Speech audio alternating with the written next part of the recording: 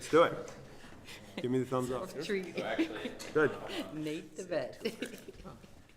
This is Thursday when I have airport waiting time than I had anticipated. Oh, It's fine. layover. Yeah. You probably have a meeting. Something will happen. It'll be perfect.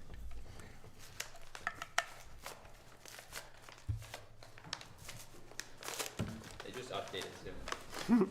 Sorry. And they made it worse. Zoom. Yeah. Does it have an AI now?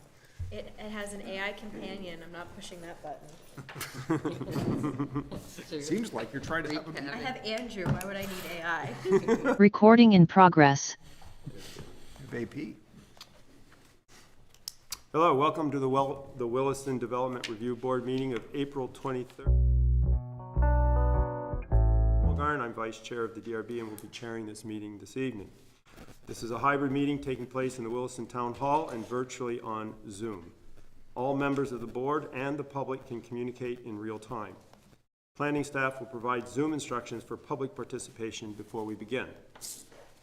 All votes taken in this meeting will be done by roll call vote in accordance with the law.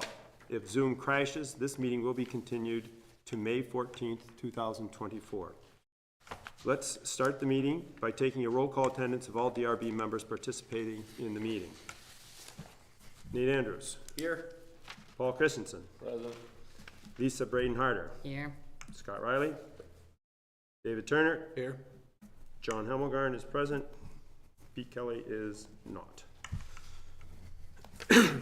So tonight we have an agenda that includes 3 items. A certificate of appropriateness, a discretionary permit for the Chittenden Solid Waste District, and a discretionary permit for a wastewater or a stormwater improvements for the UVM Medical Center building. I'd like to suggest that we rearrange the agenda slightly here to move the stormwater project ahead of the Chittenden Solid Waste District, given that I think that will be a short item. Any objections to that? Great. So the first order of business is the public forum, at which point anyone in the audience or on Zoom can address the board on items that are not on the agenda. Are there any comments anyone would like to make?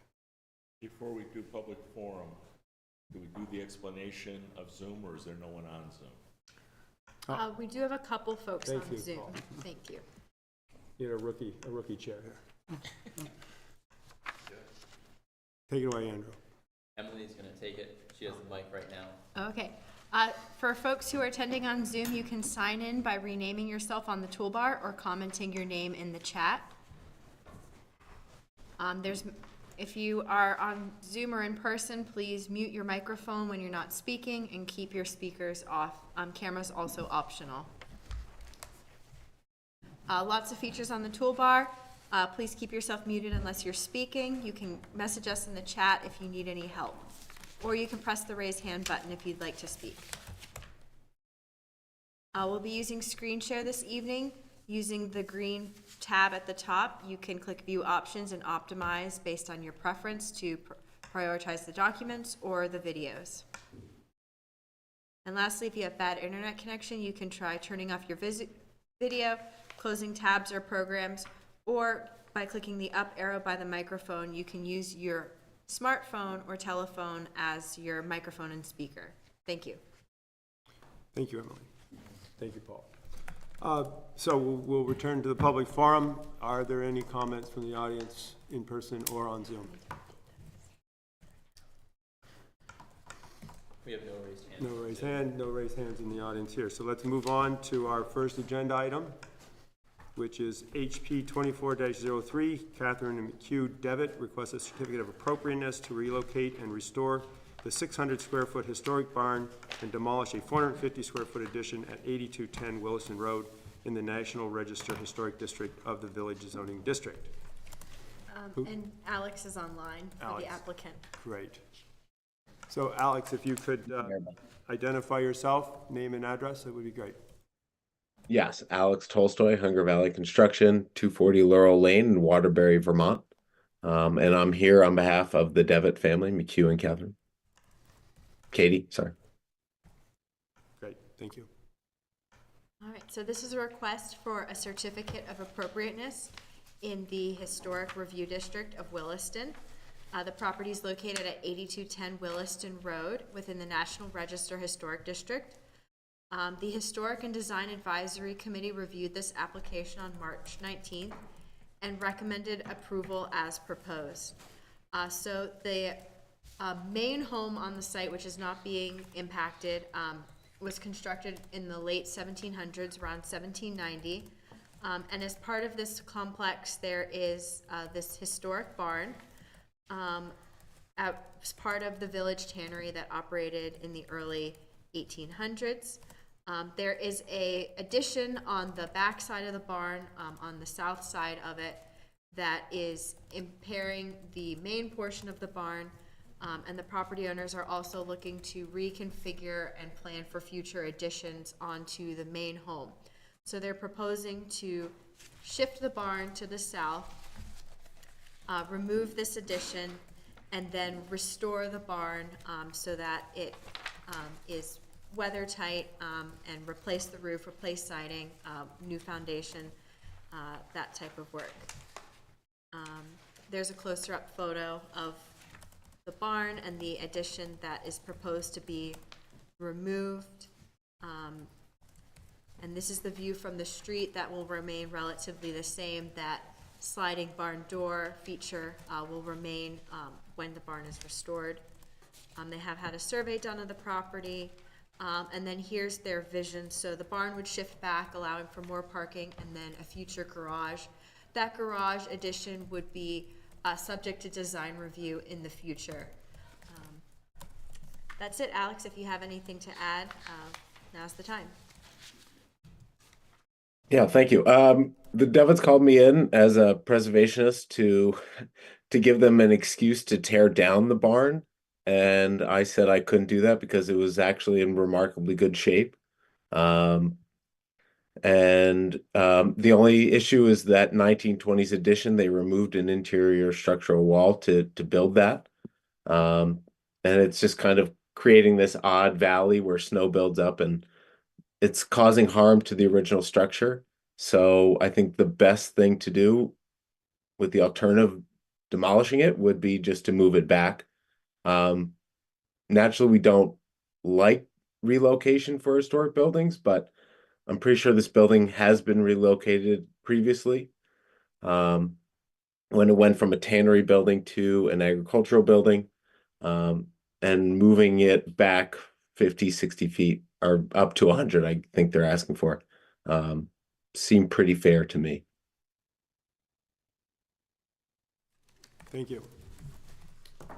Any questions from the board? What is the existing foundation? The existing foundation is rubble stone, but a lot of those have been shifted, and now a lot of the timber frame is sitting directly on the ground and is rotting out, and that's why, together with Miles Jeunesse of Vermont Heavy Timbers, we're planning on rebuilding putting the foundation on helical piers in the back, putting a new floor system down, and then dropping the existing building on top of that new floor system.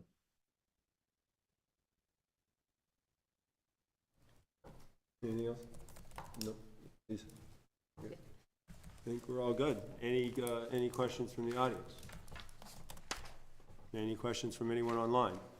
I got one question. Oh, You said about the timbers that are on the ground are rotting out, so this is the old style barn where it's a box, where they got a running floor, they got a running beam that's on the dirt? Yes. Okay, I know. Yes. Yeah, that's on mine. It's built a lot it's built similar to a kind of 3-bay English barn, traditional English barn, but it's definitely, the interior setup is definitely different. It's definitely was built for a different purpose than agricultural use. So it's a pretty interesting building. you're good. All right. We have no raised hands. No raised hands, none in the audience, so I will close this hearing at 7:10 PM. Thank you, Alex. Thank you all. Appreciate it.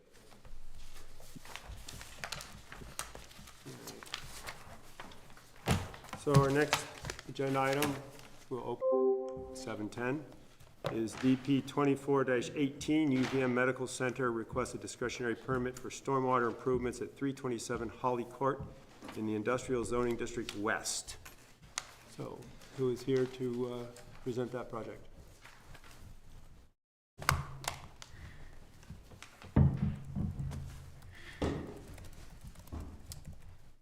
Good evening and welcome. If I could get you to give us your name and address. I'm Ashley Bond. I'm with the UVM Health Network, representing the applicant. Our address is at 1519 Shelburne Road in South Burlington. Jesse Carswell, Krebs and Lansing Engineers, 164 Main Street, Colchester. Great. Staff? Yep. This is a discretionary permit request for the UVM Medical Center on Holly Court to retrofit the existing stormwater basins and install a new underground stormwater chamber system to comply with the state stormwater rules. This project requires a discretionary permit because it involves more than 1,000 square feet of site work. Otherwise, it's a very standard, simple project as far as zoning is concerned. And therefore, staff is recommending that the DRB take testimony during the hearing tonight and approve this application with findings, conditions, and conclusions as drafted below. Public Works did comment on this application. Their memo is included. We received no public comments before the mail out last week or up until this evening's meeting. And then what follows is standard conditions and some recommendations for the DRB's consideration. Condition 6A regarding landscaping. Other than that, everything else complies as proposed. Great, thank you. So I would ask you if you've looked at and read the conditions, and give you an opportunity to comment on any of those, as well as to fill in any information that you feel we should know. I think the staff comments were pretty straightforward. And we understand the recommendations. Okay, including the landscaping island that was recommended. Well, I read that it would be up to the discretion of the board to impose that. We'll put it in if you make us put it in. We'll do that. I'm only concerned with some unintended consequences if it might impact the flow of the shear of the parking lot to go to the catch basin, that depending on where you wanted us to place that island, it might impact the system as designed and then compel us to do even potentially more to the parking lot. And then it becomes more of a parking lot project than a state of Vermont 3-acre rule requirement to upgrade your stormwater system. So there's a couple levels of compliance that we're looking at here. One is the complete compliance of the entire site, Correct. but we are directed to do this, make sure that it's in relative proportion to the scale of the project. So I think a good argument can be made that to bring the entire site into compliance would be a little much. On the other hand, I think there was a discussion of the area of parking lot that is being disturbed already, that makes a lot more sense to put an island in there. I believe that there's a maximum of 24 parking spaces allowed before you have a landscape island. And I'm guessing that there's more than 24 along that back row of I haven't counted them, but. So it seems like just adding one. Are there any dimensions? Just so I understand how It would big? essentially be taking one parking spot and turning it into a parking landscape island. Okay. You would lose one parking. It is a space. pretty shady side of the building, I will say that, understanding the intent of the landscaping. But we'll put in a space if that's what the board decides. Good. And we'll discuss that in our deliberations. Are there anything else that you would like to present to the board? Just if the purpose of the landscape island is to provide shading of the pavement, is there any flexibility, or is it possible to plant trees to provide shading off the edge of the pavement? So it's not to, kind of have mission creep into this project, which is just stormwater retrofit, and then expanding into involving parking lot work as well. So perhaps you can explain that the scale or scope of the project as it sits. As it looks to me, there are structures that are going in underneath some of the parking spaces. Yes, that's correct. So those parking spaces are being dug up and repaved? Yes, they would have to be. All right, well, But we wouldn't put the island on top of the chambers underneath the parking lot. So it's not, we could probably find a spot. It's not certainly not impossible. We'd probably find the 24th spot from the right in order to not have the tree roots. That kind of makes it a little hard. If, based on the bylaw requirement of, no more than X amount of parking places, lined up together, and then having an island, if based on the way they've got this constructed and drawn, you're gonna end up with, if you're gonna follow the rules in the bylaw, you're gonna end up with an island on top of the chambers. so, no, I'm not sure about that, but it'd be about in here, so. Well, I just counted them back and forth, and there's 30 something of them there, so you end up with. So the chambers are the dark gray blocks that we see here? Yes. And the pipes that are coming around the building, the lines coming around, those are stormwater drain? Yes. What size are those? I can't read it on my plan, it's way too small. 18-inch. Right. So those can go underneath a landscaped island, I would think. You want to plant a tree on top of a pipe? No. No. No. Depends on how deep that pipe is. No. Yeah, no.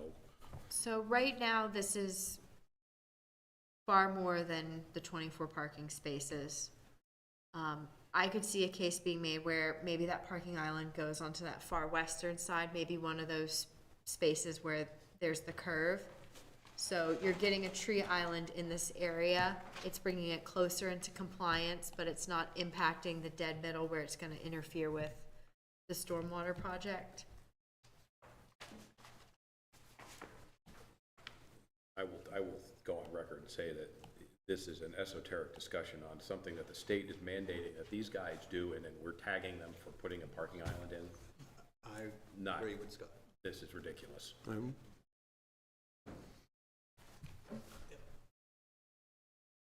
Thank you. Thank you for that opinion. Well, Not all of us may share that opinion. So. Well, that's why we have multiple members on the board. Exactly. So I think, we'll have to discuss this and we'll get back to you. Thank you. Okay, thank you. Thank you very much. Hold on. Oh, excuse me.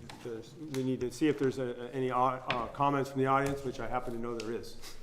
Question, which side of the building is this on? Can you zoom that out? Is that bordering my property, or is that going to The west All side right, so, of the building. sir, if you could, ideally, you would come up to the public Oh, I'm here, but if you want to just give your name. Yeah, Sean O'Brien. Okay, great. So I own 223 Sean Pike. I'm not sure where that is on here, but. The front side of this building. So So this would north be- is in this direction. Shun Pike Road is to the left. North is to the right side of the page. So you're one of these two little lots right here? Yeah, I own both, actually. One- my Yeah, but I side mean, is so mine. that's, Oh, there we go. just for direction. Yeah, There we go. So it's that little, box that sits right correct. in front, okay. Yeah. Which one, Paul? This one. Right here. Oh, okay, thanks. So we own that and the next one over, right now. We own the two lots, exactly. So those are on the other side of the building. There's a building in between your Yeah, lots. so that's what the and new this storage building is going right above, basically, according to this picture, where the stormwater is. The storage building. Yesterday. DP 2411, The one that we talked about last time. the last meeting, yeah. Yes. With the landscaping fence that will go along this property owner's property. Right. He told me to come on. No, it's okay. So yeah, so where they just stripped all the trees, then is right above where the stormwater system's going in, correct? I'm not sure where they stripped all the trees, so I'm not sure I Today, can answer that they question. put a road in there yesterday and today, Okay, right where the red line's going. okay. Yep, So we lost all of our trees. Wait a minute, who put a road in? so, SDR. But that has nothing to do with It this has- project. yep, that's a different project that had DRB review a couple weeks ago. Okay. So that's not up for discussion Sure. tonight. Right, Okay, I'm just trying to centralize everything. right. I mean, all we're doing is locating where we're at. Your question pertaining to this stormwater project I just want to is see how much it affected mine and my dad's property. That's the only reason I'm here. pretty far away. It's pretty far away, exactly right. My neighbor, I'll speak on his behalf real quick, we're worried about the brook that runs in between. Because of the constant back flooding we're getting now. That runs So in there's a between brook where, that if you go down Shumpike Road, yeah, right there, exactly. How is that gonna affect the runoff that we're getting I right think now? that would be a question for Mr. Carswell. Okay. Is there any impact from this project on that stream? No. Because hopefully it should pull away from it because it's dammed up down the stream by beavers, so. Is the problem, it constantly floods back into his sewer system. to be honest with you. This project's So not that's gonna, nothing, it actually should help. I don't think it will have any effect on it at all. Okay. So we'll still have the runoff going into the brook that's right next to the other end of the property, right there. So basically, right below the building is the brook starts, it goes all the way across. I'm not able to answer that question. Okay, no worries. As the chair of this board, it's a technical question as to how much water is going into that stream and whatnot, but that's really not, as we just heard, that stream is not being impacted in the least by this project. So whatever's happening now will continue to happen. Yeah, 'cause there's drains like right in that bottom left side that feed it, so that's also. Okay, Okay. thank you. Are there any other questions from the audience? Any questions online? No raised hands. No raised hands. Great. Then let's close this hearing at 7:22 PM. And thank you very much. Thank you. Thank you.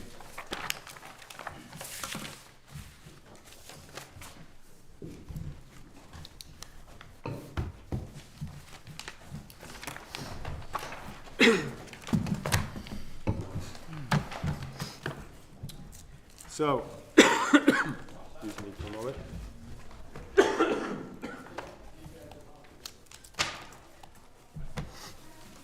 Our next, open our next agenda item at 7:23. It is DP 24-14, the Chittenden Solid Waste District requests a discretionary permit to construct a plus or minus 68,000 square foot materials recycling center with access drive, parking, and storage areas at 432 and 694 Redmond Road in the Industrial Zoning District East. Welcome to our meeting. If you could identify yourselves, name and address, it'll be for the record. Josh Esty, I work for Chittenden Solid Waste District. I'm sorry, I didn't catch. Josh Esty Esty. with CSWD, 19 Gregory Drive in South Burlington. And I'm Greg Dixon with Krebs and Lansing Consulting Engineers, 164 Main Street, Colchester. Great. So I will note that the staff on this is, before we go into this, the staff report has suggested that we continue this hearing. I think that there were a couple of reasons for that, some of which may or may not have been addressed previous to tonight. So I would like to hold off on that determination until after we've had our hearing here and then see where we're at that point. That Sounds good to us, I thought you might like that. Yeah. Sounds great. So having said that, Andrew, this is yours tonight, is that right? Yes, thank you, John. Okay. This is a request for a discretionary permit review of the proposed CSWD materials recovery facility at 432 and 694 Redmond Road in the Industrial Zoning District East. The proposed development includes a 68,000 square foot building on 2 parcels with a combined area of 35.5 acres. The properties are currently developed with a vacant home, and the Velco access road. Staff is recommending that the DRB take testimony and continue the hearing tonight. As of the time of the packet mailout, staff had not received the DPW comments. We have now received those comments, but the recommendation stands. This is the first time that the DRB has reviewed this request. Prior approvals include the 2-lot subdivision in 2001, the Velco access road in 2018, and then the pre-app, which you may remember from February of this year. Conservation Commission has now reviewed this application. They reviewed it on April 3rd. Their recommendations are included with conditions. As I mentioned, Public Works comments were pending. The fire department did comment on this application as well. Please note that fire department comments are based upon a plan review policy and not an ordinance. They are applicable only to the extent that they can be enforced by the bylaws. No public comments were received at the time of packet mailout on April 18th.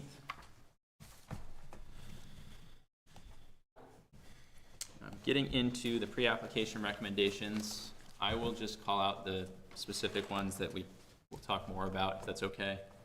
I will note 2B talks about the, well, a few different points. It talks about the traffic analysis, which was included. I noted there that the cycle access was not provided. That was a typo. We'll discuss this later, but yeah, just note that that is a typo. Moving downwards,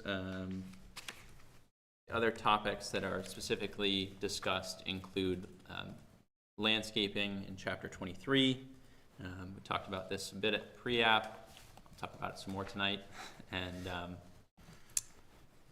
then also Chapter 29, talking about watershed protection buffers. So moving into specific bylaw sections, starting with Chapter 4, permit exemptions. Facilities owned and operated by CSWD enjoy a partial exemption from Williston's development bylaws. The project is not proposing development that requires an exemption from the development bylaws. That complies as proposed. Moving into the zoning district, the use proposed is allowed in this zoning district, so it complies. Dimensional standards also comply. There was discussion of the building height at pre-application.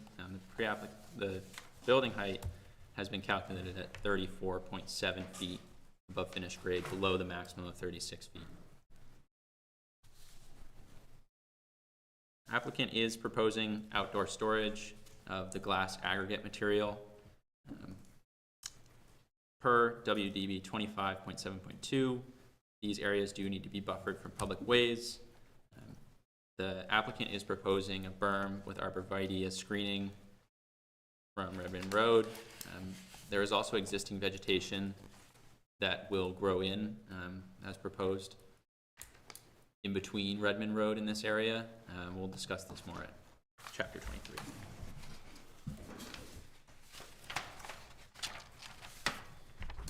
Chapter 13, access, connectivity, and traffic studies. The applicant is proposing that cyclists will use the main access road to access the facility. Given the low amount of traffic on this road, this complies as proposed. I've noted that compliance is anticipated for traffic studies pending DPW review. The applicant did provide a traffic analysis of the proposed site. The analysis states that the site will have 30 employees and that infrequent tours of the facility will increase vehicle trips. It also states that the current facility has 70 truck pickups and drop-offs during their business hours of 6 a.m. to 3:30 p.m. It calculates that there will be 14 p.m. peak hour trips to the facility. The materials included with the analysis also state that the facility will have approximately 51 one-way peak AM trips, which would be within 1 hour between 7 a.m. and 9 p.m. We will discuss this later with impact fees, but worth noting here as well. Important distinction with town and state roads in this area. Redmond Road and Mountain View Road are both public roads maintained by Williston's DPW. The intersection of Redmond and Mountain View Road, there's currently a left turn lane for eastbound traffic on Mountain View Road. Roadway design is controlled by Public Works specifications, which is a separate ordinance. I'll also mention that the Mountain View Road intersection with 2A is adjacent to this site and will be used. V-Trans is proposing an upgrade to this intersection, and there is discussion of this in those in your application materials as well that the applicant provided. Moving to off-street parking and loading.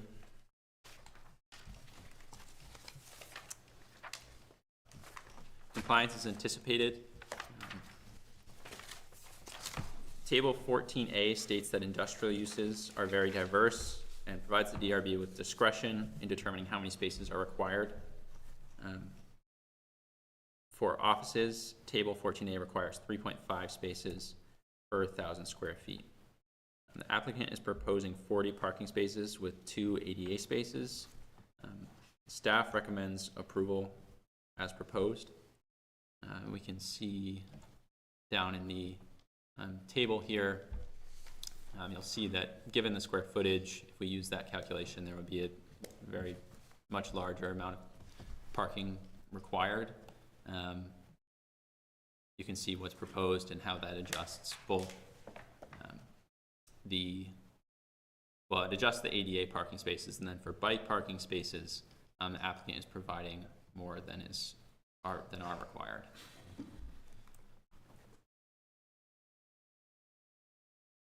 Moving to on-site infrastructure. For sewage disposal that's on-site, compliance is anticipated.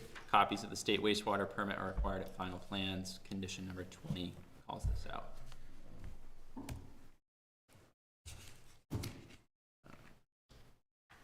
For maintenance in Chapter 16, the snow storage is designed in the stormwater drains and swales surrounding the site, which drain into the proposed gravel wetlands. This complies. For solid waste, compliance is anticipated. WDB 16.7.2 requires screening around solid waste containers. A trash compactor is proposed along the northwest corner of the building. I'll discuss this further in Chapter 23, and condition number 22 affects this as well. This is also similar moving into Chapter 18, kind of a similar requirements in different places in our bylaw. 18.8 states that litter removal is a continuing condition of approval, and it states that these areas must be fenced or screened to suppress blowing litter. We discussed this at pre-application. This complies as proposed. It's not anticipated to be a problem. Moving into Chapter 23, landscaping. Compliance for this is anticipated. Final plans must include a landscape plan that complies with the species requirements of WDB 23.7. Screening for the northwest corner of the building in that area where that trash compactor is. I can show that after I'm through this section if you'd like. And The parking lot landscape islands or medians also are required. So 23.1, landscape plans compliance is anticipated. The applicant is proposing planting that does not meet the requirements of WDB 23.7 for species variety. Final plan shall include a landscape plan that complies with species variety. And this is condition number 21. As noted before, the site plan that you've received does include more species variety.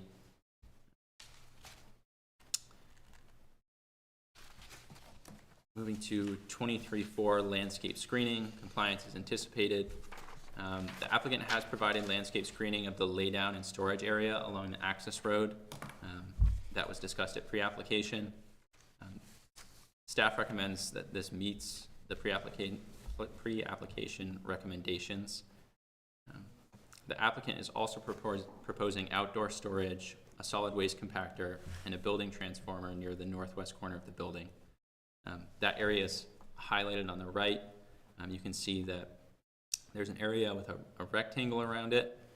That is an area for processing, or actually storing the glass aggregate as it comes out of the building, as I understand it. That is required to be screened in addition to the trash compactor, which is also along the side of the building. And then there is a utility installation out off the edge of the pavement that is also required to be screened. The DRB should discuss the screening options with the applicant.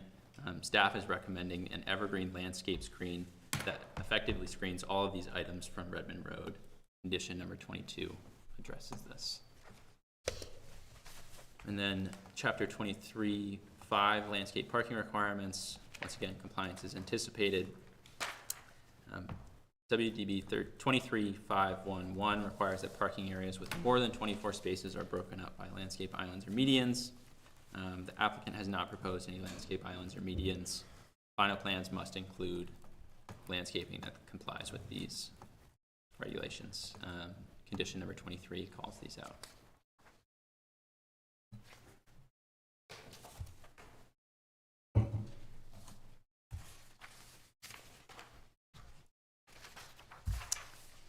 Chapter 26, street trees. This complies as proposed. No street trees are proposed nor recommended. Chapter 26 states that the DRB may waive the requirement for street trees where a road passes through existing woods in which formal planting plans are inappropriate. As discussed at pre-application, the applicant is proposing additional planting along Redmond Road to supplement the existing vegetation for the type 1 buffer. The applicant is also proposing to allow vegetation to fill in between the facility and Redmond Road, further supplementing this buffer. This is something that the Conservation Commission was in support of, given that this area is mostly wetland. That makes a lot of sense. Chapter 27, conservation areas. This complies as proposed. The proposed development does impact a significant wildlife habitat area and crosses a watershed protection buffer. The watershed protection buffer will be discussed at chapter 29. The applicant did submit a habitat disturbance assessment completed by TRC Environmental Corporation. It concluded that the development will not have an overall adverse impact on wildlife habitat. Described how the project will have minor impacts on designated areas, but the mitigation proposed by the applicant, including the restoration of the vegetated riparian buffers and ended maintenance of that field that I just mentioned between Redmond Road and the proposed facility, will allow for natural succession and will create net benefits to the wildlife in the area. Chapter 29, watershed health. Compliance is anticipated. The DRB should decide how to demarcate watershed protection buffers. And then planting to restore these watershed buffers must comply with the requirements of Chapter 23 and Chapter 29. I do call out in 29.5 that we are awaiting DPW review. Their comments did not reference this section of the bylaw.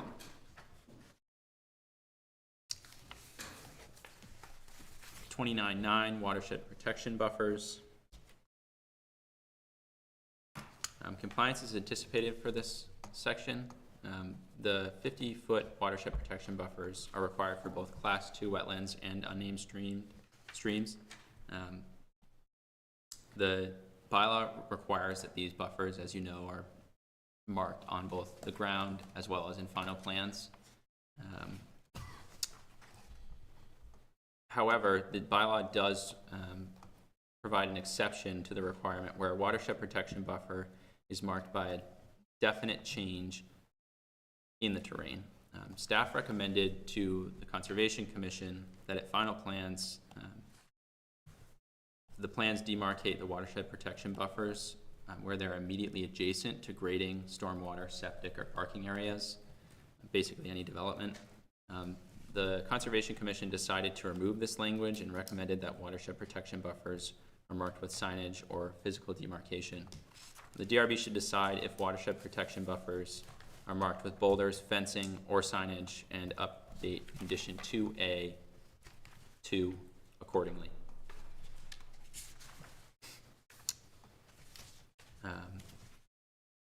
Lastly, for this section, WDB 29961 states that watershed protection buffers shall remain undeveloped and in natural vegetation. This section does encourage the restoration of buffers in appropriate places. Upon recommendation of the HDA, and because the applicant is proposing a 24-foot crossing of the unnamed stream, the applicant is proposing to restore the 50-foot buffer associated with that unnamed stream. Planting in that area must comply with the requirements of WDB 2996 and 23.7. This is discussed in condition 2.3. Outdoor lighting. The lighting complies as proposed. The applicant has concluded a lighting plan and it is analyzed in the table.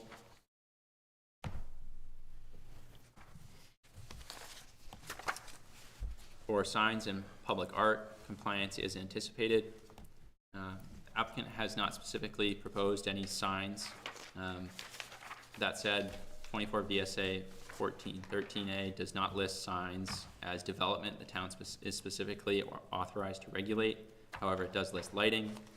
The applicant should show the locations and sizes of all proposed signs at final plans and provide a table demonstrating that the proposed signs do not exceed the 8% maximum in the bylaw.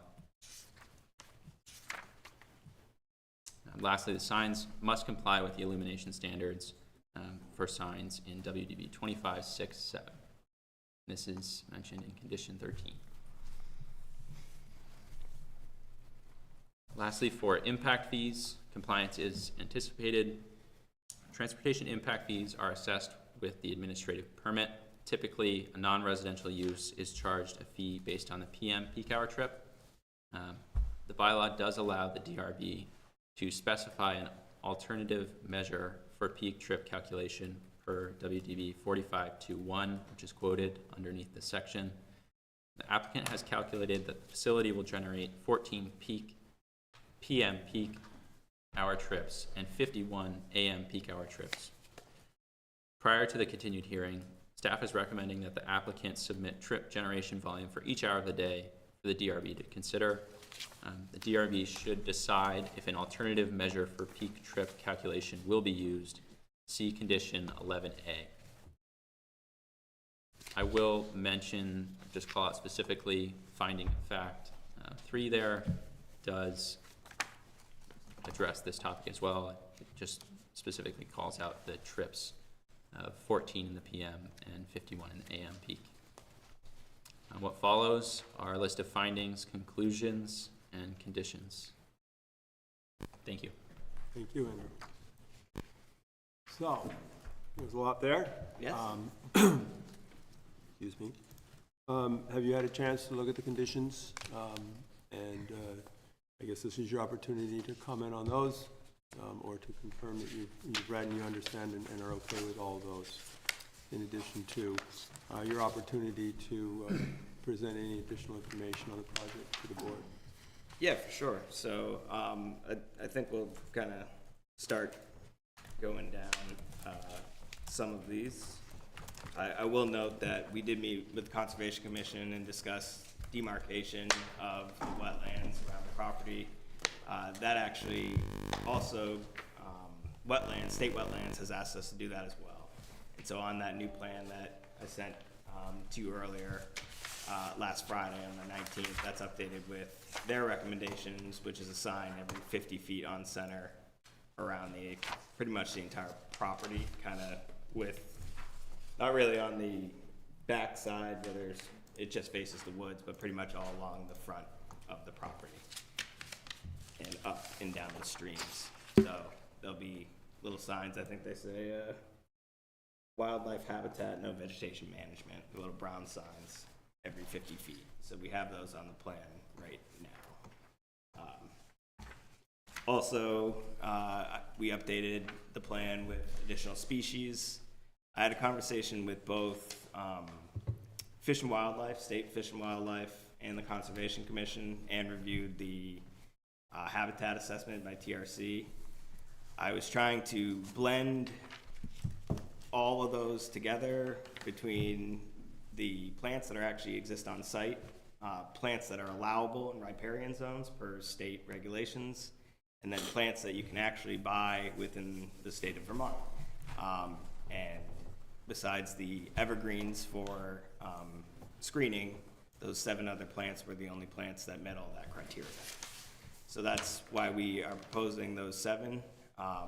They are mostly larger trees. There are some smaller bushes, but in general, we're trying to fill it in with some larger trees that'll grow in and kind of let the undergrowth grow in itself is our hope for the rest of the area. So kind of support the shading around the riparian zone and some of the other trees in front of Redmond Road with that larger tree, and then let the understory kind of fill in. And so that was the intent of the vegetation plan that was updated.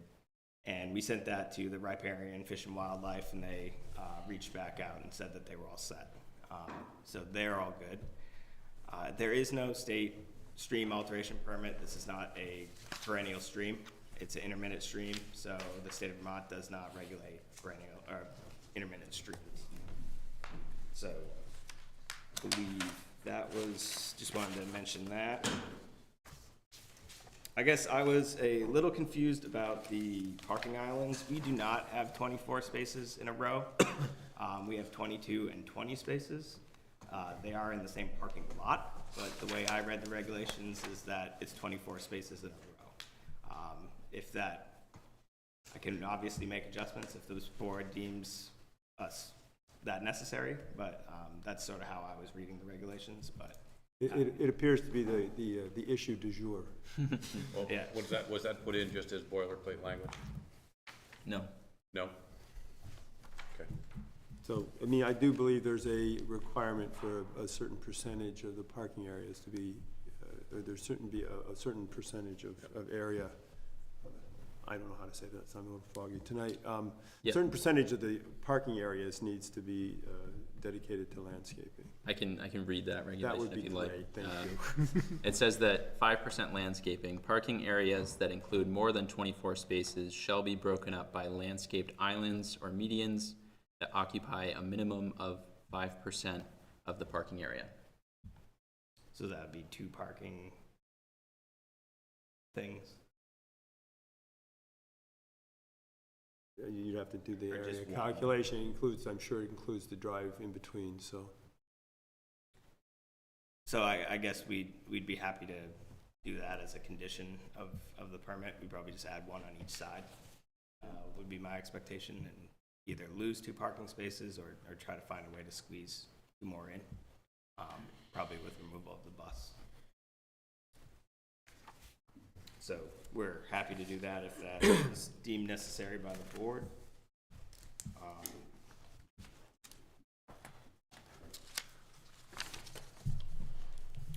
I think a lot of, unless the board has specific ones they'd like to talk about, I did want to also touch base on the traffic.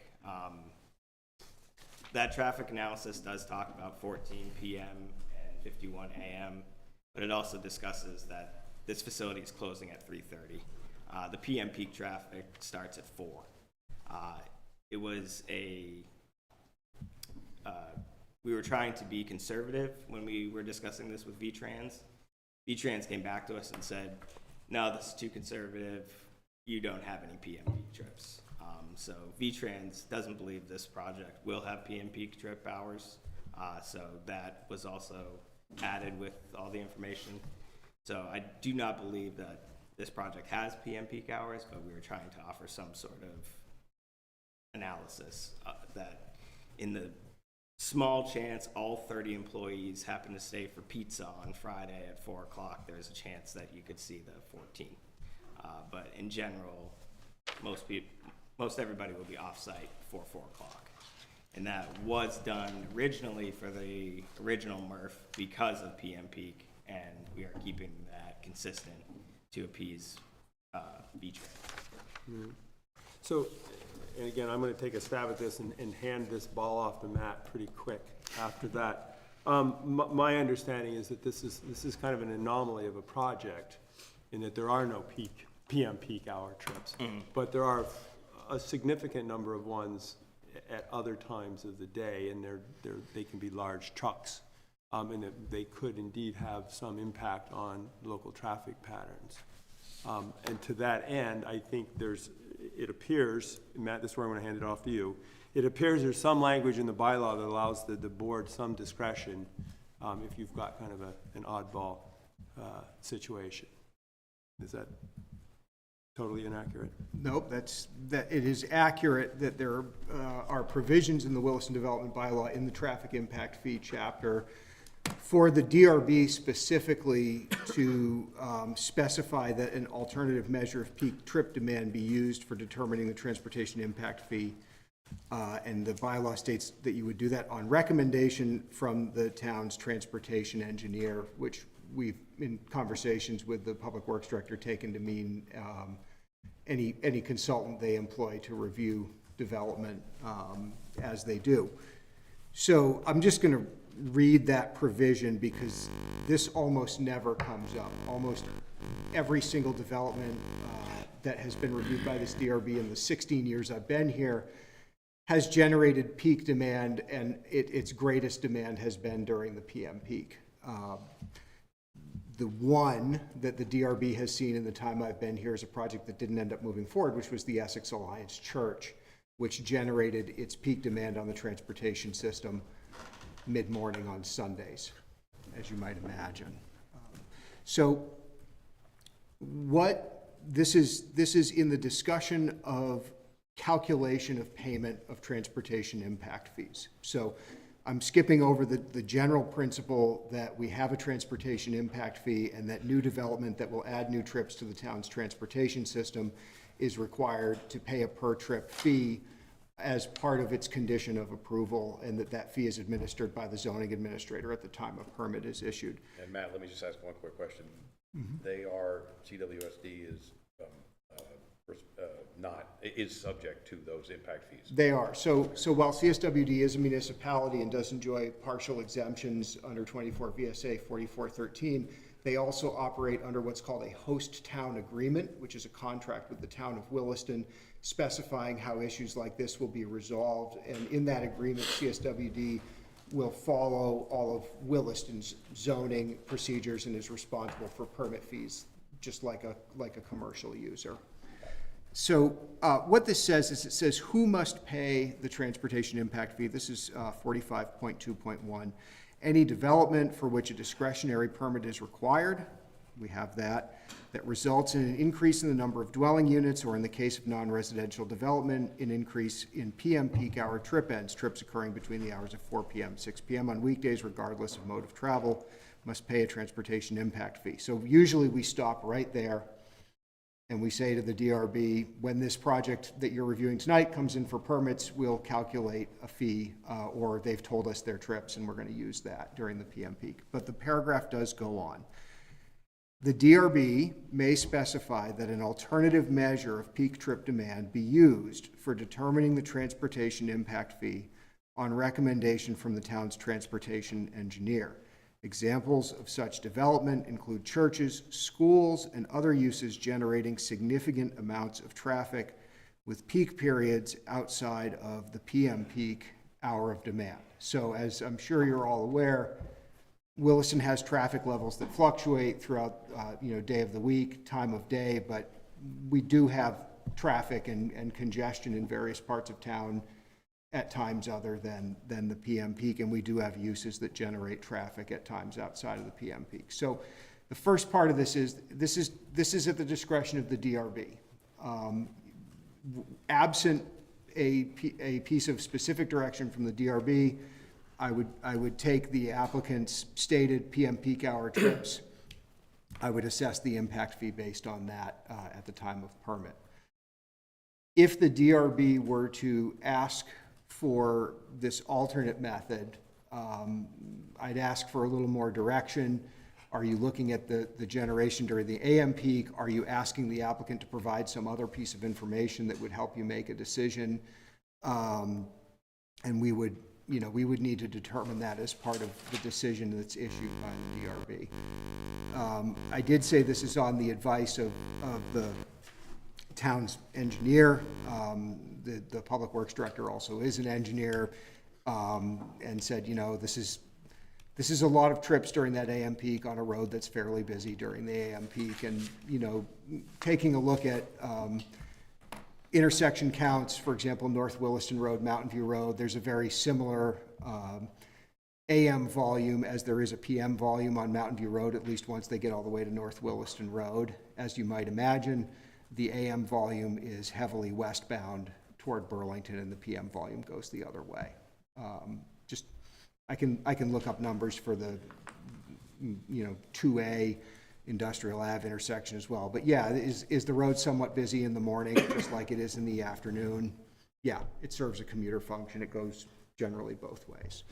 So open for discussion for the DRB.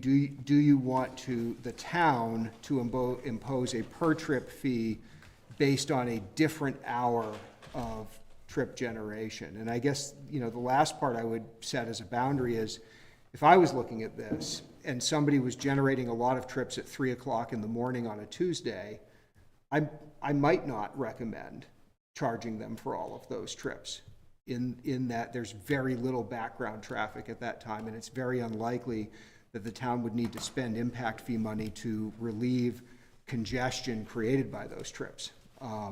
And ultimately, that's what the transportation impact fee is all about. It's money that the town takes from applicants and uses to improve the transportation system to mitigate for new vehicle trips created by those applicants. So I'll leave it there in hopes I haven't added more confusion to it. It's the DRB's call whether to direct me to use an alternate method of calculation and to discuss that alternate method if they want to. It's also the DRB's option to leave it as is, and we would bill on the PM peak. And the PM peak's 14 right now. Correct. Even though that's not correct. I just thought it was 0, but It is 0. 0, but they're using 14. That's a conservative number, but it is 0. I mean, the building's not open, so it's 0.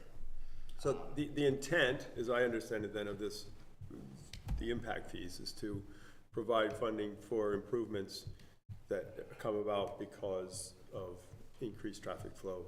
Correct. And whatnot. And the PM peak tends to be the maximum traffic flow generally, and so Yes. that's one way of determining what the impact is. In this case, that is not the maximum number of trips generated by this facility. So this one option would be to use perhaps the peak. So I would also, peak hour there. Yeah, I would also contend that is by design. They would love to stay open later into the PM peak and have traffic coming and dropping off materials throughout that time. Stopping work at 3:30 and not having any work on there that's giving back and saying, hey, we understand that traffic's busy at this time. Their biggest load is actually really early in the morning, 6:30 to 7:30, but it does creep into that 7 a.m. to 9 a.m. peak period. So we did show what the maximum would be based on the EIT numbers. I'm not buying your analysis on that at all. On the EIT numbers? No, you're right, you front-loaded it, and there's a huge amount of traffic that's going to be in the 7 to 9 period. I do You know, think and seven. and Matt, well, just like Matt said, the flow is into Burlington, and it just reverses in the afternoon. So yeah, sure, you're shutting your facility down at 4:30 in the afternoon, but come on, your drivers are running from 7 in the morning or 6:30 in the morning for an 8-hour shift. They're done by then, so you can't run. Your employees aren't running it beyond that 8 or 8.5 hours. So that's false. But I do think I am of the opinion that I'm of the opinion that it's somewhere closer to that 51 number than that 14 number. So For which? For the assessment of the impact fees. So I also want to, part of that agreement that CSWD has with the town is that there's consistency. And from that conversation right there, it sounds like this has literally never been used before. And so we just want... Matt mentioned that in his statement. Yeah, in 16 years it was used once. And so we just want to have that consistency. We're willing to work with the DRB and work with the town on this. But the 51 seems a bit excessive when they're already making steps to minimize traffic in the PM peak, which is kind of the listed value that the board and the regulations set. And so we're trying to work with the town and trying to work with the state to try to minimize what they consider the worst time of the day. And does that mean there's a little bit more in the front? Yes. A lot of the trucks come and drop their materials off before they go back out. You pick up all the materials. I think you continue to minimize the impact.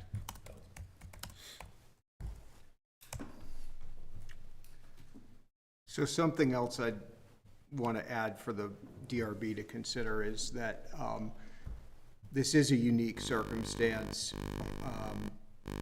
in a couple of different ways. One way that I haven't brought up is that there's almost no other applicant that would come in here proposing to build a facility who could promise to you, we're going to operate at this time or that time of day forever, and therefore we're going to avoid your peak. Most of your applicants are building private development that may be what they build it for today, but maybe for somebody else tomorrow who's not bound by the same, we don't write conditions of approval about when people operate.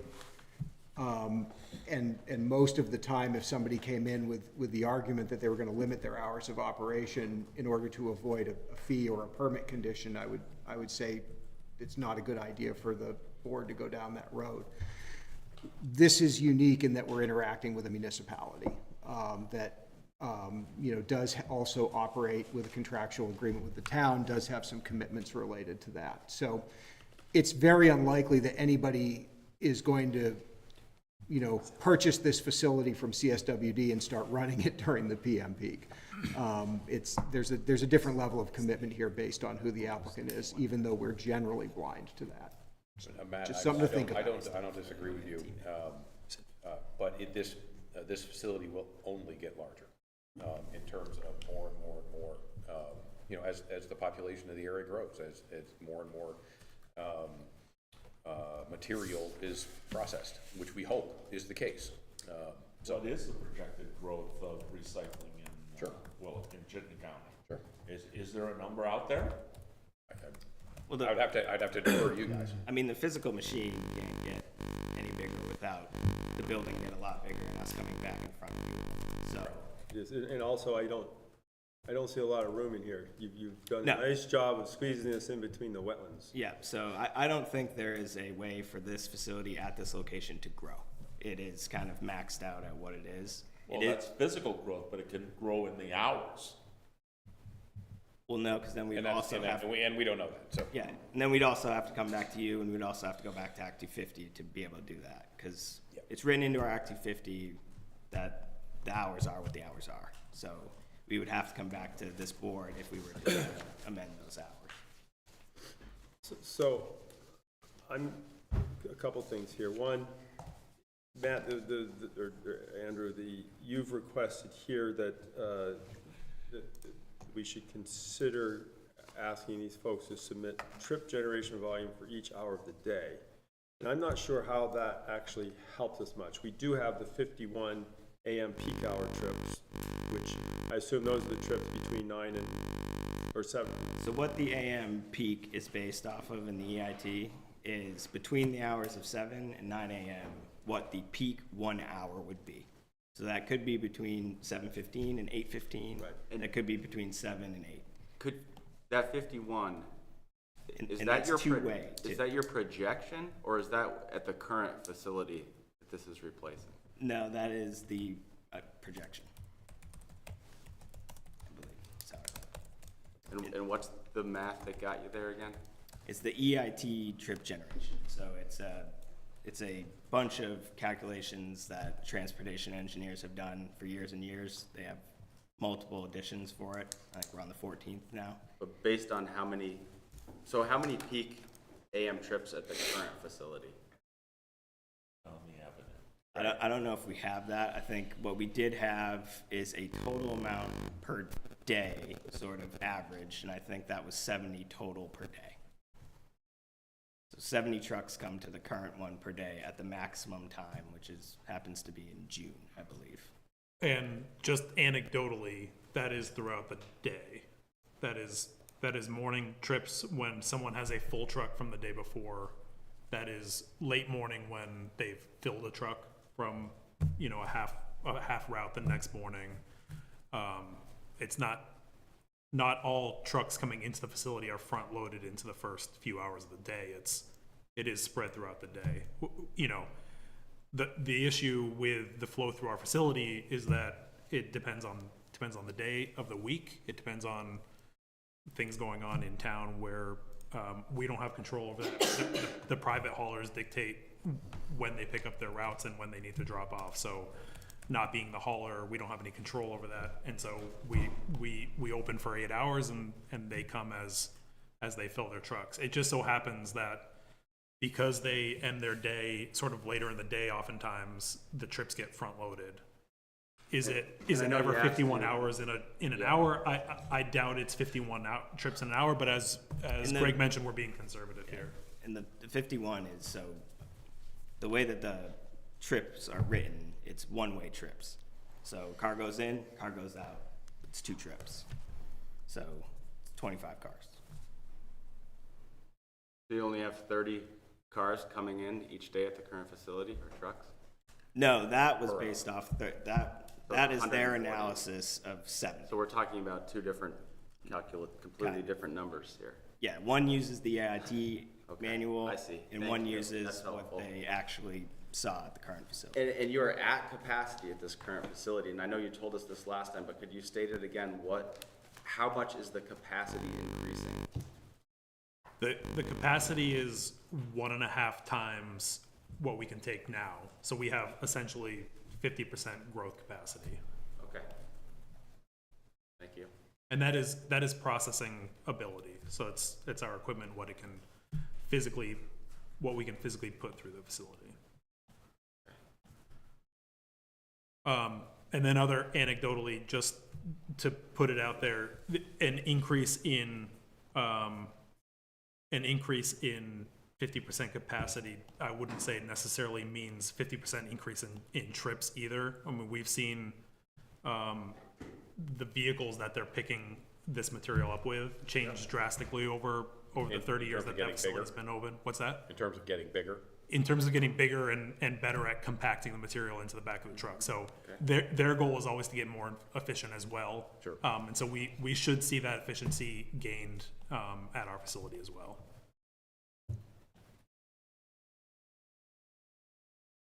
My concern for the board is that it's a big facility. It's front-loaded from the time, and by their own admission, the trucks are getting bigger. And so you're gonna see an awful lot, you're gonna see more vehicles coming and going, because the facility got bigger, and you're talking about much bigger vehicles. 7 axle for the tractor. So I would tend to agree that an alternative is appropriate, an alternative Yeah, we should talk calculation about here, and we should talk about it. I'm gonna go now back to the idea that we were going to continue this hearing on this issue, and I'm not seeing the need for that. I feel like we have data that says there's this many IET trips being projected for the morning and 14 in the evening, and we need to discuss kind of how we feel is an appropriate amount of trips that's going to, Is there more data? I mean, we don't have a lot of data to make, we're talking about a lot of money in terms of impact fees, whether it's 14 or 51. Would also contend that you have the 70, which was kind of the peak total trucks at the current facility. If you multiply that by 1.5, you're at 105.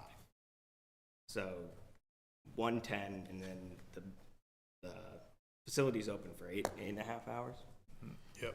So it's somewhere around 15, 16 trips and trucks an hour. We don't need to talk about trips because that just confuses it because it's there and back, but it's about 15 trucks an hour. They are front loaded. For what I just mentioned, a lot come between the hours of 6 and kind of 7:30 because they do their drop off and then they go back out and they do their pickup. But in general, it is throughout the day, you still see trucks, but it's around 15 an hour. And if you're talking peak, then you would take that 115 or 15 or 20 or something like that, but I think 51 is a high bar for the site. and again, the 51 is entirely from the manual. It's entirely from the manual, and we also multiplied it. If you read through all that, But any other developer and a PM would, if that was the number, then you're paying that number. It just happens to be AM. It's the 51 trips or trucks? It's trips. In and out. That's only 20. I literally don't think any facility could handle 51 large trucks coming in 1 hour. I mean, that's just physically impossible. So, I mean, I think it's somewhere in the 15 to 25 range. The 51 PM peak, or 51 AM peak would be 25 total trucks. And based on what you've just been telling us, that seems like not an unreasonable peak. For AM, I don't know if it is, but again, I'd also like this board to consider that we have and are continuing to adjust our hours to avoid what this town and what this state considers the problem. Do you have any control over when the trucks arrive in the morning? No. It doesn't seem like you do. Just our opening hours. And you're not exactly. open on the weekends, correct? No. We are open a half day if the facility is closed for a Monday holiday.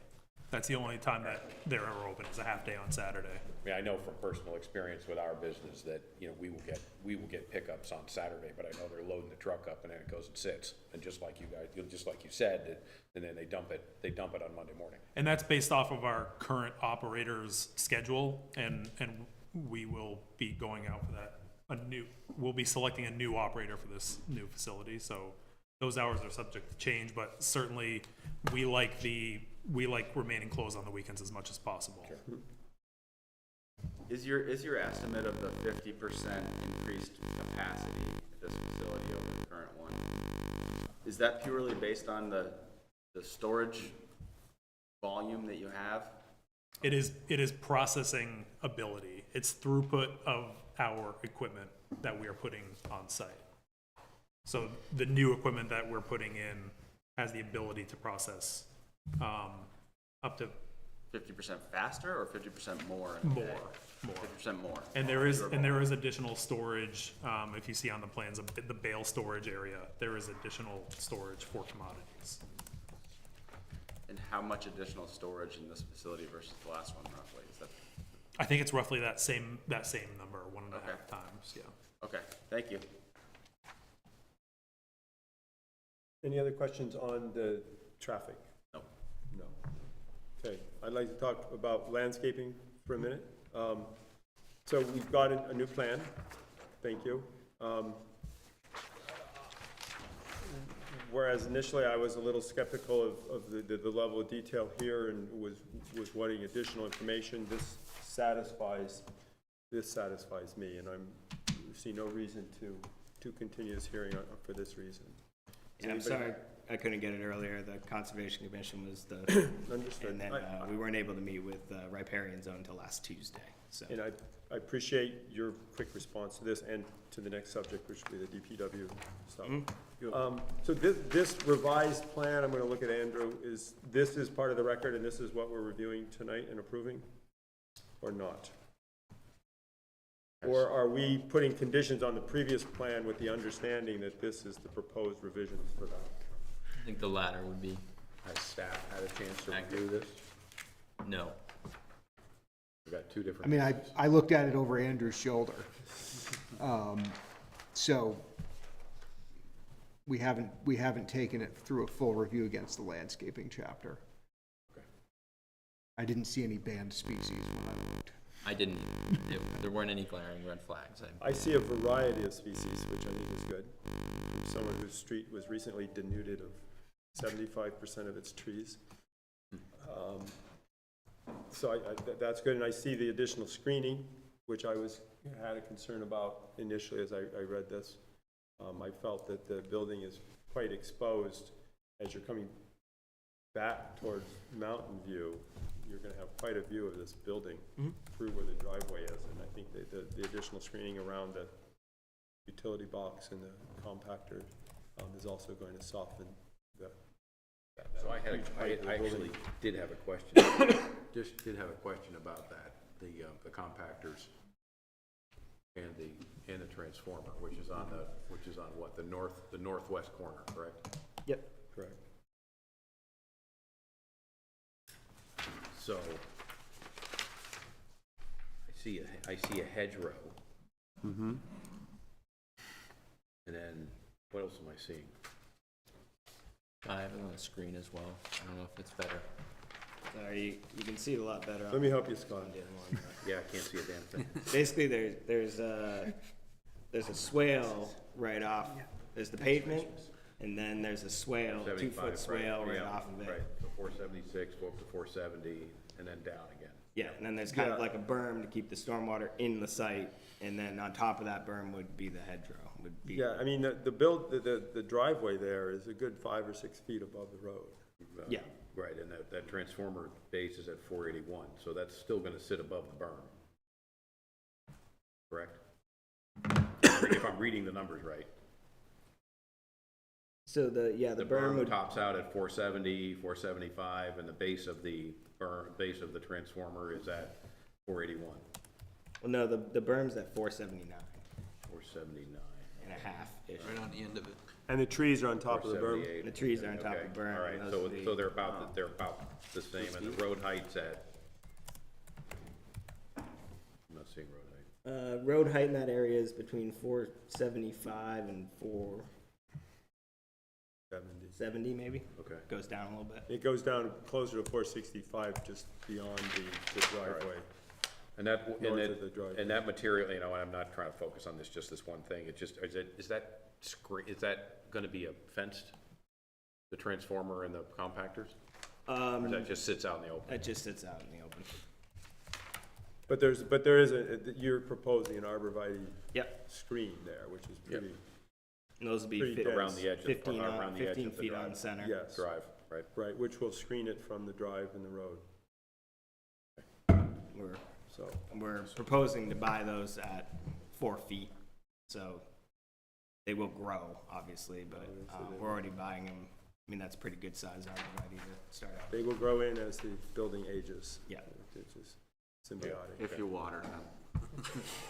Well, it's right next to the stormwater. Yeah, that's cool. So, I have one question. On the berm that's in front of the glass storage area, how high is that berm compared to the base of the storage area? But right now, we're thinking it's probably going to be about 3.5 feet, but it could get slightly taller. We're also using that area for excess fill if we have it.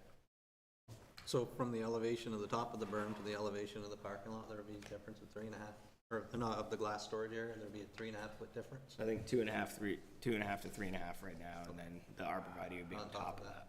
Nope.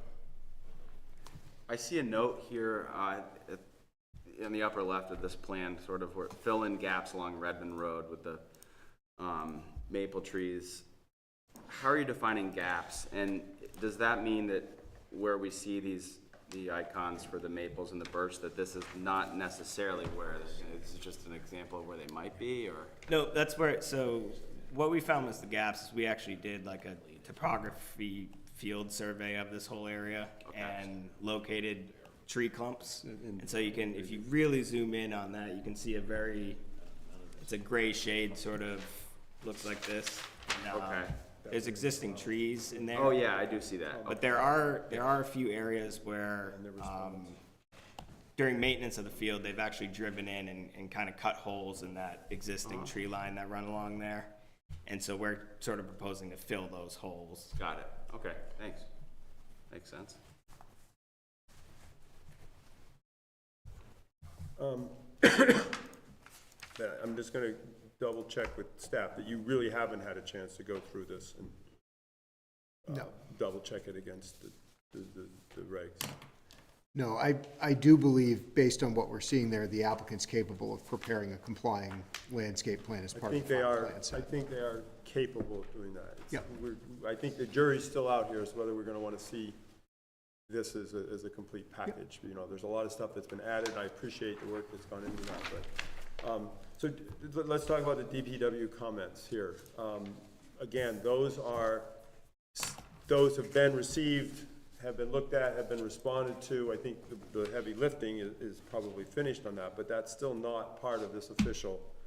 And I'm still just confused how we would incorporate those into if we were to close the hearing, vote, I'm not clear how we would actually even attach the DPW comments and/or the responses into. Well, you delegate it to staff to be complete at final. We're starting to delegate an awful lot of stuff to staff. We are. On what I would consider a major project here. I agree. Okay. Did you have any concerns of any of the DPW comments? No, I mean, the only concern is that we got them last Friday. I responded in 2 hours, but that's probably as much as I could do. Yeah. I had reached out up to a month beforehand, and unfortunately, with timing wise, we didn't get those until pretty late last week. I think they were busy cutting trees on my street.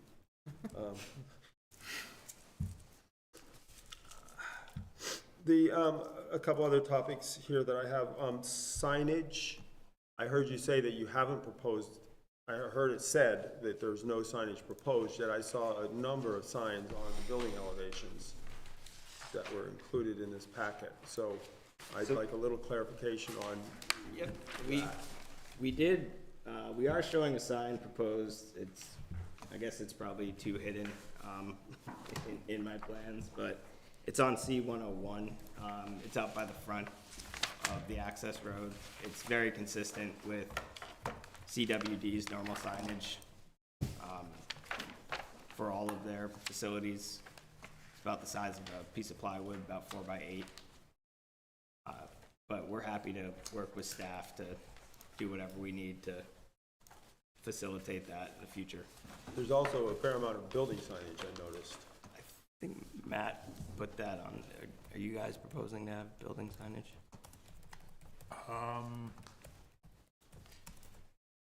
I don't want to speak out of, I don't know what's being proposed for building. It was on signage. the architectural plans, but I know that there was conversations that might not be taking place, but I guess we don't have a. So I'm gonna look at staff and ask, what are the requirements here?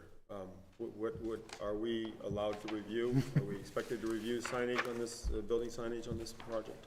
So Or is that part of the exemption?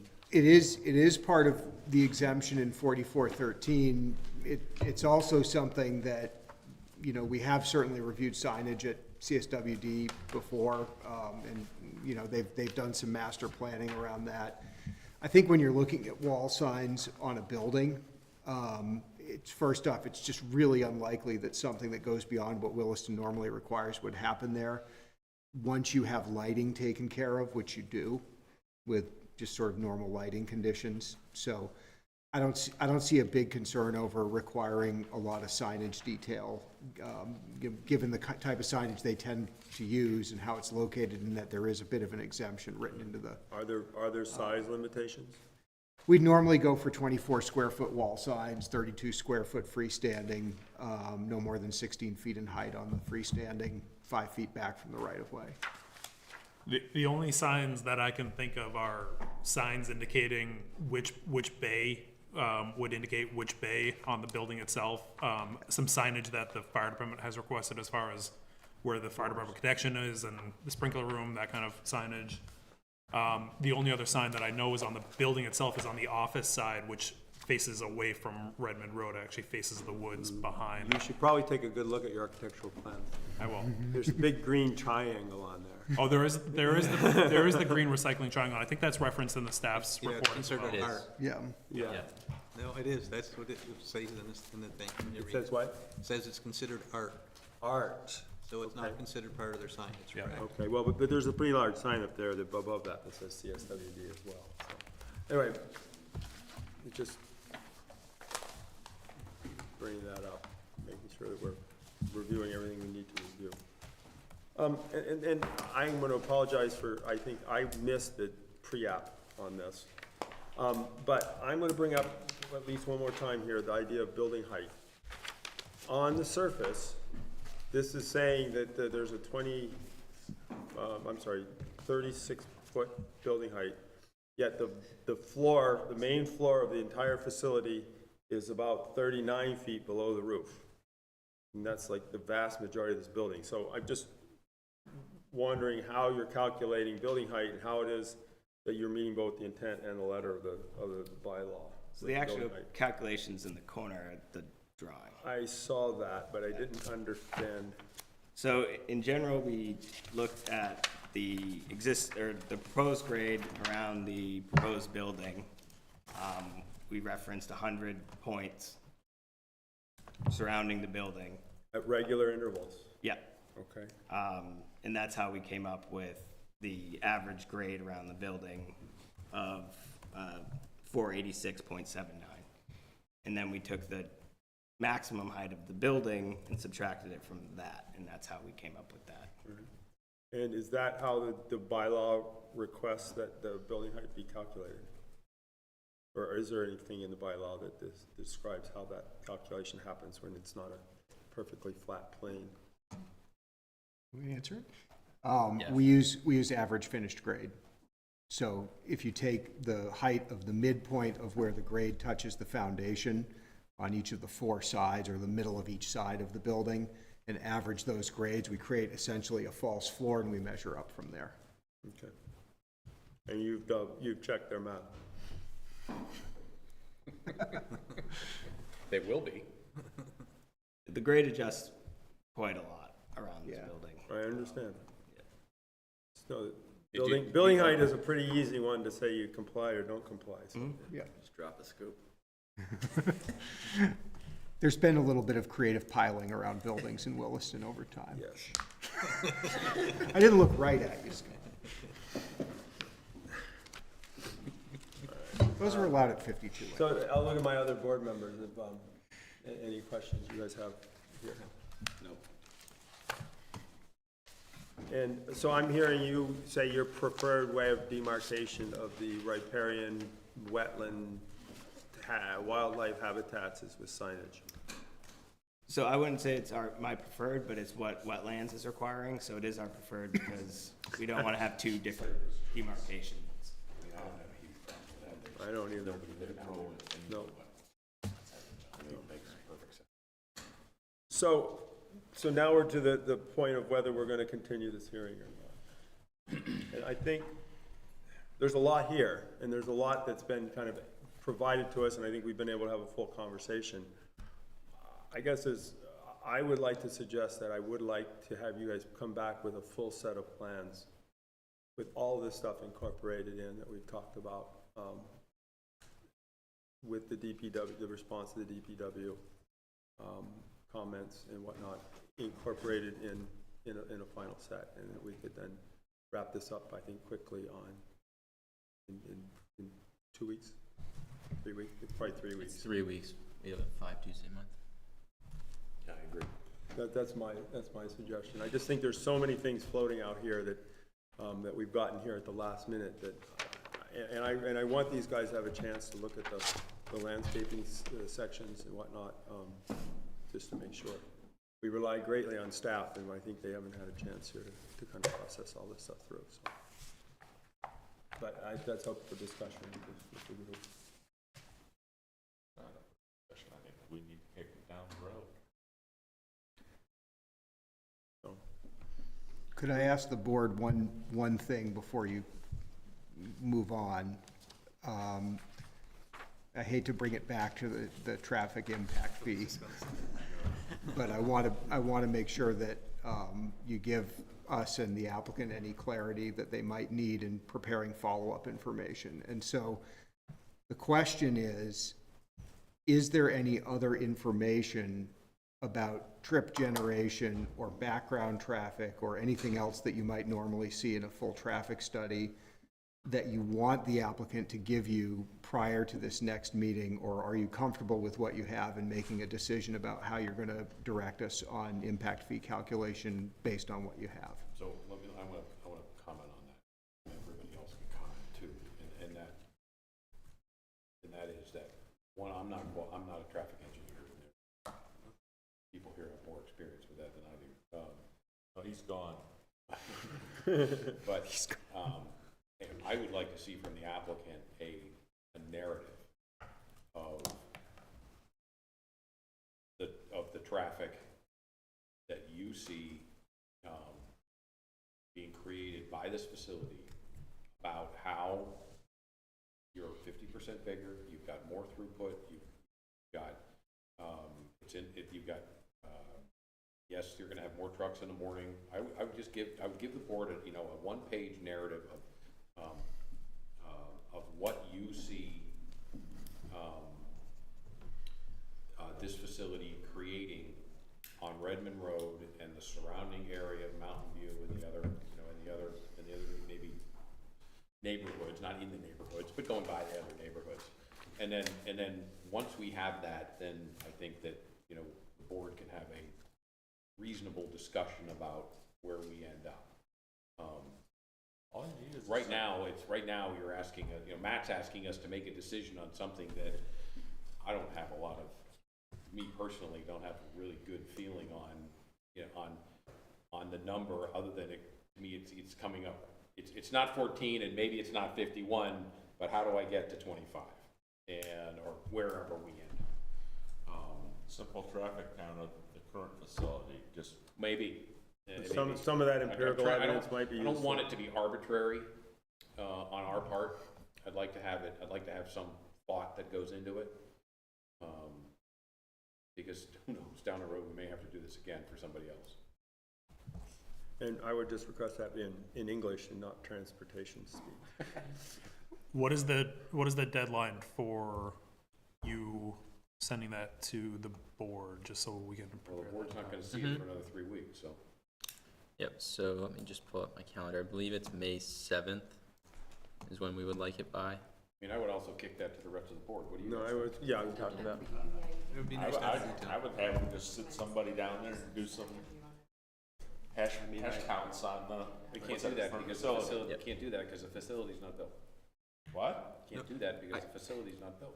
I think No, it's, the current facility. well, But we we're have, basing it on the new facility. we have all that because they check in and check out. Yeah. Well, if they've got it on the current facility, Right, I think that That's why would we be a had good the thing to 7. incorporate into Yeah. this narrative. I understand what you're saying. I will You do. know, Okay. we're You round we're up. trying to be reasonable, I think, here, and I think we are a reasonable board. But and I think we're acknowledging that there is an impact here, and that this is an odd, and I think I called it an oddball earlier, but it's a unique situation. So we're trying to be fair, but as accurate as we can to what the actual impacts are. Yeah, I think current truck count is a reasonable starting place, given that we are anticipating that traffic will be replicated once this new facility is open and the other one is essentially mothballed. So that would be a starting point, knowing that this building is being built for the future, anticipating growth and all of that. But as far as painting the picture for right now, we can get an accurate truck count and put that in. I think you've got a good idea. I imagine you could probably look back over the last 2 weeks in about 10 minutes and Yeah. tell us. So you don't need to sit out there in a beach chair. Yep. I think you can come up Well, with you something can. pretty reasonable. I could. I'm just saying, they'll take the current truckage and they'll say, well, this is 1.5 times bigger, so the numbers will be 1.5 times bigger, and that's basically a good ballpark to operate at. Lisa, did you have any comments? Nate, you're. I'm good, thank you. So Josh, May 7th. Okay, thank you. Confirmed.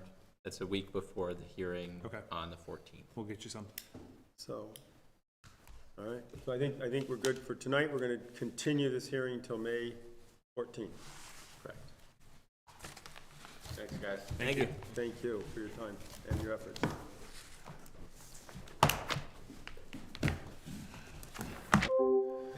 So, 6 minutes. we will go into a deliberative session Recording stopped. at 8:35.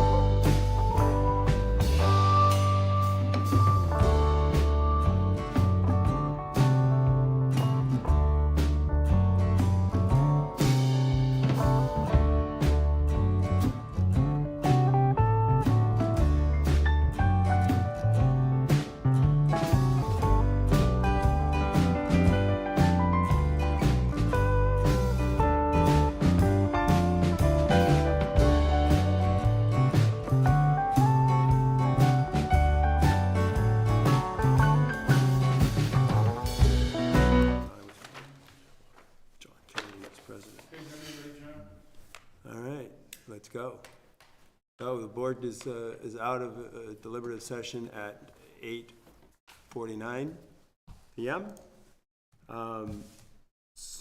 We have signed the certificate of appropriateness. We have continued DP 24-14 for the Chittenden Solid Waste District to May 14th.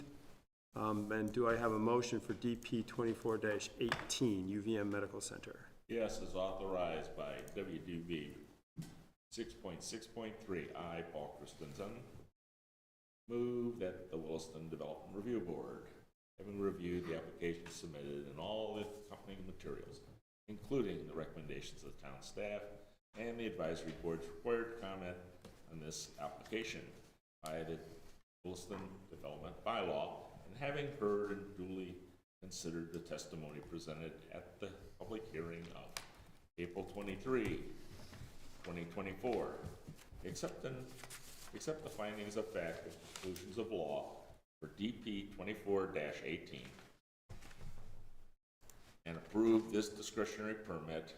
Is that an I? Never mind. And approve this discretionary permit subject to the conditions of approval above. We're going to strike 6A.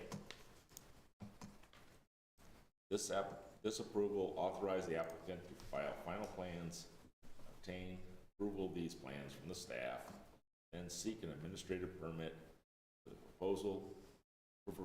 the proposed development, which must proceed in strict conformance with the plans on which this approval is based. Thank you, Paul. Do I have a second? I'll second it. Dave Turner seconds it. Any discussion? Nope. So, yay or nay? Nate Andrews. Yay. Paul Christensen. Yay. Lisa Bradenharder. Yay. Scott Riley. Yay. David Turner. Yay. John Hemmelgarn is a yay. So that's 6 yays, 0 nays, and the application is approved. Do I have a motion to approve the minutes of the last meeting? So moved. So we have a motion to approve the meeting minutes of April 9th, 2024, as written. You have a second? Do I have a second? I'll second that. Scott seconds it. Any discussion?